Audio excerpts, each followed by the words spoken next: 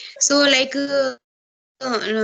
like how like you as you told me that you have been learning this language for 9 months. So like in this journey, how do you use this language and where do you want to use this language? Or do you use it? For speaking, Yeah, yeah, sure, for speaking, obviously. yeah, for speaking, I'm not get that much of chance for outside speaking, but yeah, for YouTube, I have speak three to four to five people in a YouTube. Okay. So what kind of videos did you upload? Conversation videos or any teaching videos? What kind of videos? Yeah, whatever. Yeah, conversational videos, and sometime I select one topic and speak on it.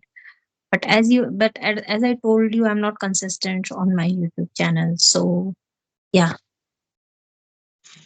Mm-hmm. sometimes Okay. it's like speak on any topic. Yeah, that's it. And how about your journey? How long have you been starting this language for learning? Yes, as I told you, I have been working on it for around 1.5 years. So, I think in January 2023, I started it, and now it will be 2 years. In January, Mm. it will be 2 years. So yeah, and I started it because like this language has always been a fascinating language for me. I always wanted to be a fluent speaker, but the thing is that I did not have knowledge how to implement grammar and how to implement words.